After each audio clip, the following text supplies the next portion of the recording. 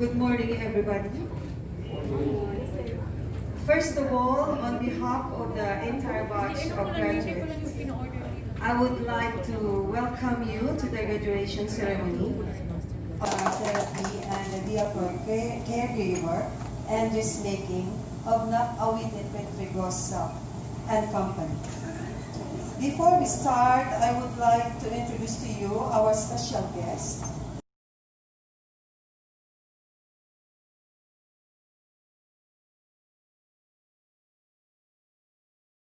Assume his post as Consul General of the Philippines, Consulate General in Jeddah, on 14th February 28.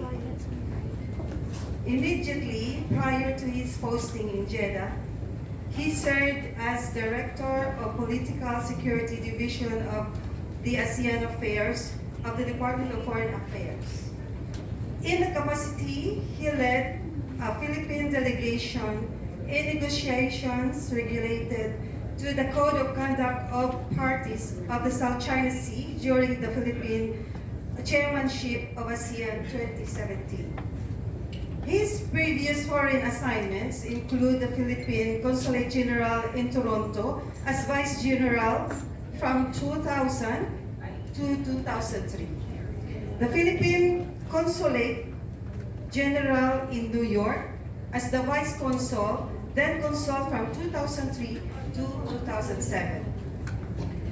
And the Philippine Embassy in Bangkok, Thailand, as Minister and Consul General and Deputy Permanent Representative to the United Nations. Economic and Social Commission for Asia and the Pacific, UNISCAP from 2009 to 2015.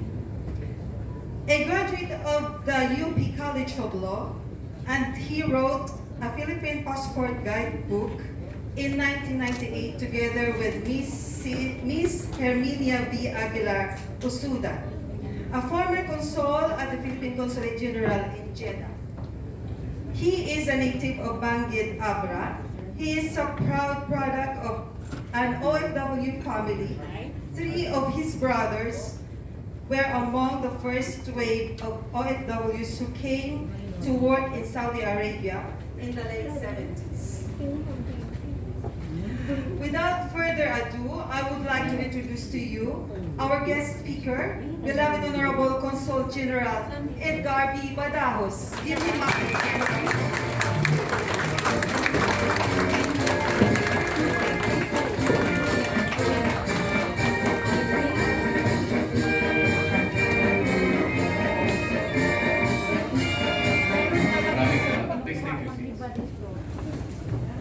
Maraming salamat po sa napakagandang introduction about yours truly.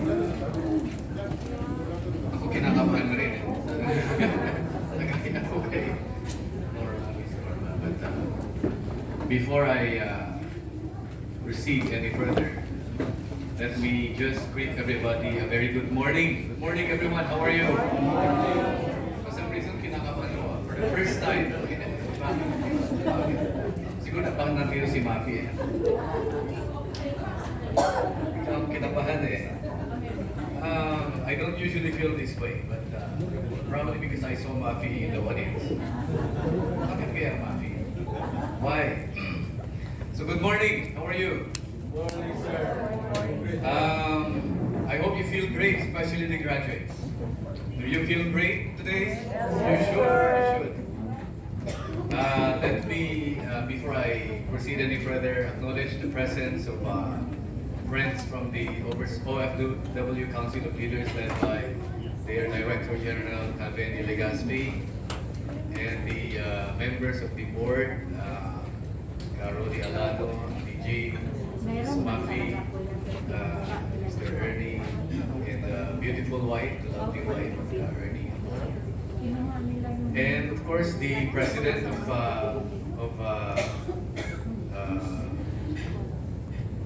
the NAP Awitin Petrigosa Company, NAPCO, Ms. Cecilia Palma. Good morning. And of course, I'd like to acknowledge the presence of Ms. Norma Petrigosa herself. And most of all, you graduates and your friends, relatives who are here today to witness this very important historic event in your lives. Tama yung binanggit kanina nung nag-introduce sa akin, I'm a product of an OFW family. Tatlong mga kapatid ko ay nauna dito in the early 70s to work as OFWs like you. One was assigned in Jubail, one in Daharan, and I think one in Cobar. Dalawa, isang engineer. At that time, malakas pa ang dolyar. I think the exchange rate at that time was $1 is to about 5 pesos or 6 pesos. Kaya yung pinapadala ng pera sa atin, ng laki ng nabibili. But during that time, life was very difficult here. Dahil wala pang internet, walang Facebook. Ito pa yung uso yung voice tape that they have to send to the Philippines, and the loved ones have to wait for weeks, even months on end for the voice tape to reach them, for them to listen just to the voice of their loved ones. At noon meron, I think RCPI pa lang gumagana, wala pa yung mga iba-ibang mga ginagamit nating information technology ngayon. And I remember my sisters-in-law would be called by RCPI to go to the station. May tatawag daw na kapatid ako at this time of the day. Hihintayin niya, napipila sila. I would say that my brothers were quite lucky because at that time maganda pa ang trabaho dito sa Saudi Arabia compared with the current working situation here in the kingdom. But I would also say that compared with you, they were not as lucky. You know why? Because at that time, wala yung mga katulad ng mga kursong ino-offer ng Nap-Awitin Pegadregosa Company. Now, why is this very important? Why am I saying this? I am saying this because today, especially, it is not enough that you come to work with a certain education credential, like nakatapos ka ng a certain degree from the Philippines, and you come here and then you say to yourself, tama na yun. Tama na yun. Ang sinasabi palagi ng aking mga kapatid ng mga nakakatanda sa akin, you know, life is a constant change. You have to adapt continually to the environment around you, because if you don't, you will be left behind. Kaya tama yung ginawa niyo. You were not contented with what you have presently. You decided to enroll in this course for further advancement, because tama yung sinabi, this is not the end of the kind of life that you're now living. You have to continually look for ways to improve yourself, and this, what could be better than to enroll in this course as a massage therapist, as what else, caregivers. I'm a caregiver. Caregiver, yeah. Yung caregiver is very important nowadays, hindi lang dito sa Saudi Arabia, kundi sa ibang bahagi ng mundo. Canada, for example, is in need of more and more caregivers. Europe, also in need of more caregivers. Japan, why? Because their populations are aging. Ganoon din dito eh. Kaya tama yun. Wherever you will find yourselves after your stint in Saudi Arabia, with this kind of an educational credential, additional qualification that you have just acquired from this group, you will never find yourself being rendered irrelevant. On the other hand, you will always find yourself needed by the labor market wherever you go. We are in a very fortunate situation relative to other labor-sending countries, because our population is such an educated population, and also a young population at that. Kaya ang sinasabi ko palagi sa aking mga ibang pinupuntahan, it has come to a point where some other countries now consider the Philippines as the human resource capital of the world. We supply so many workers to so many parts of the world. Of course, mayroon tayong competition from India, Bangladesh, from Pakistan, from Mexico, and now even from China. Speaking of competition, that is where also lies the importance of having to continually upgrade your skills and your knowledge. Because the needs of the labor market also changes continually. Hindi nagtatapos. Parang computer yan eh. You need also to continually upgrade your skills. Just like a computer. Kapag outdated na yung program ng computer, what do you need to do? You upgrade it. Otherwise, it will be discarded. Ganon din tayo eh. If your knowledge, if your skill sets are outdated, then you will not be needed by the market.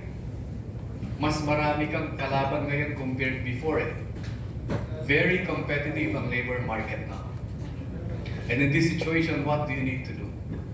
You have to be the best among the best. Or at least you have to have the skills, the skill sets that are needed, that are currently needed by the market, not just in Saudi Arabia, but in other labor importing countries. Kaya yung ginastos to finish this course, don't worry about it. It will be returned to you 1,000-fold. And that is why I thank the likes of Norma here and the other training centers in Saudi Arabia, in the kingdom, especially in Jeddah, for offering these courses, because it gives you opportunities that are not available to other migrant workers. I don't think other nationalities are offering this kind of courses. Tayo lang yata eh. I've not seen any Indian training center or a Pakistan training center or Chinese training center around Saudi Arabia. Wala akong nakikita. Tanging tayo lang ang merong mga ganitong training centers. And for that reason, I really commend the likes of Norma. Palakpakan naman natin.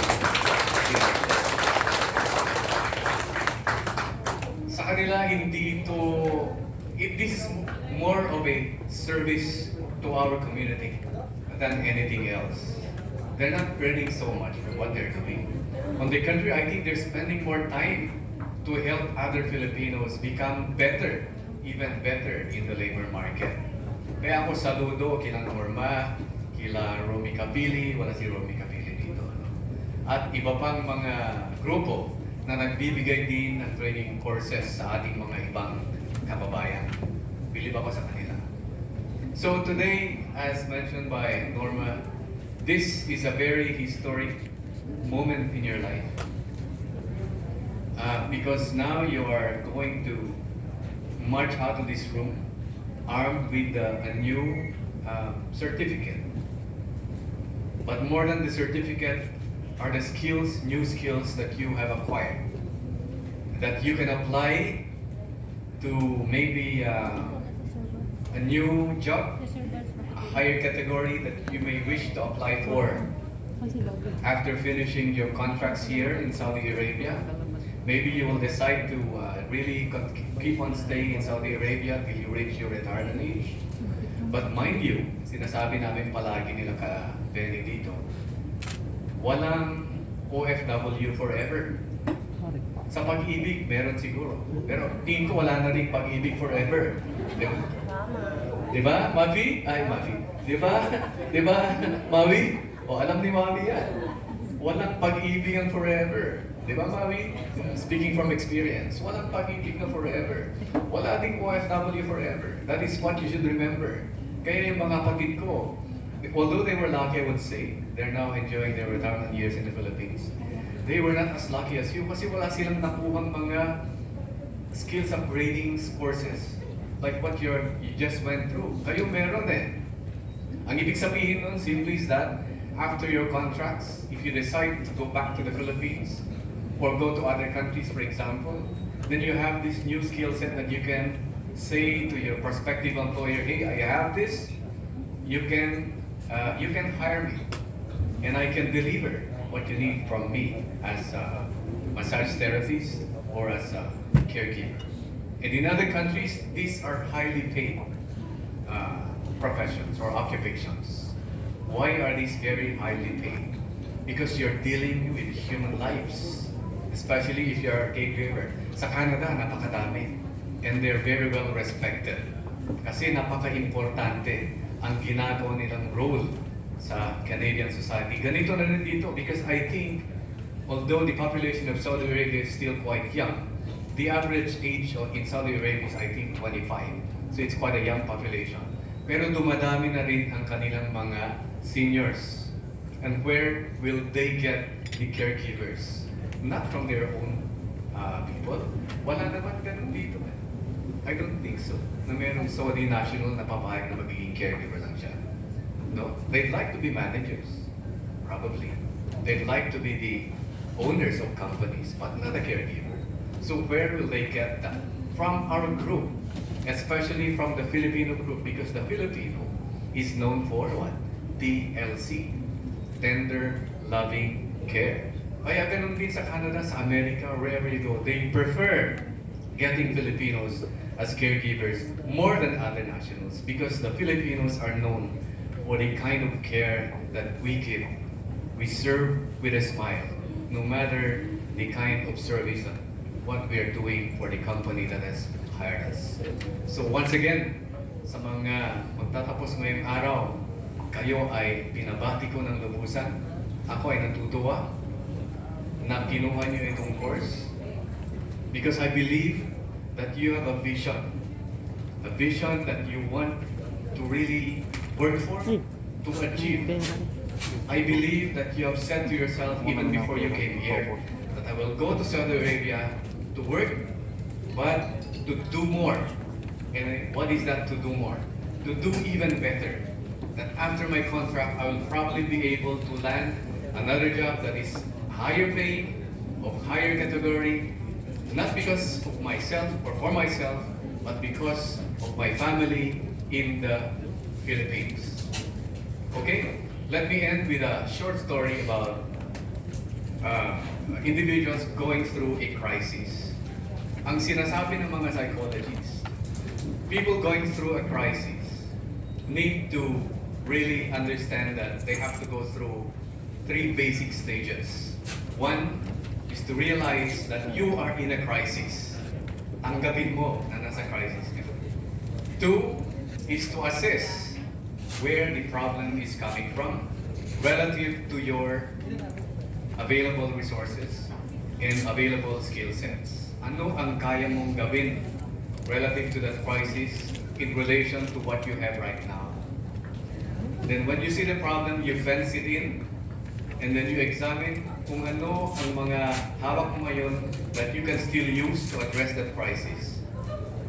And then if you realize na hindi kasya yung kasalukuyang resources mo to address this crisis, then you look outside yourself, look for models, look for help, for assistance from other groups, from other individuals. Tuwing lalabas ang ating OFW sa ibang bansa, sa ating bansa, actually, we go through a personal crisis in some way.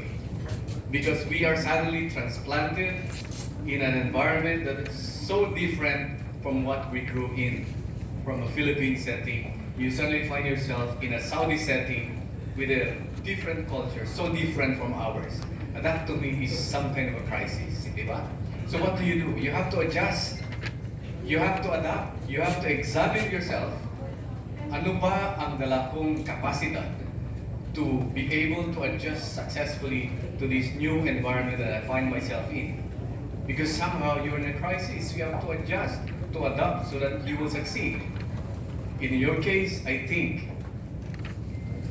one thing that you said to yourself that you found that be useful to help you adjust and adapt not just to your current environment but to even your immediate future is to enroll in this course, to empower yourself so that you can do better after your contracts or when you decide to leave the Kingdom of Saudi Arabia later on. So with that, I congratulate you for empowering yourselves, and I also commend Norma and her colleagues in this group for helping you empower yourselves. And to the Filipino who are here, to the members of the Filipino community who are here with us, to OCL, the organizations, I salute you also for not wavering to extend your help, your assistance, so that other Filipinos in our community will be empowered as well. Maraming salamat. Good morning once again. Thank you. Well, thank you, Gonjen. Talaga mas ko dyan nagsalita, punong-puno ng wisdom. Lahat ng bahagi na kanyang sinasabi, papakinggan mo talaga. Ibang-iba talaga, alam mong yung merong matalino si Gonjen, lahat ng sasabihin niya, merong himay-may, merong magandang idudulot sa akin. Okay, and for that, NAPCO would like to give you blank of appreciation dahil sa inyong mahusay na pananalita. na panalita ko sa amin. Yan.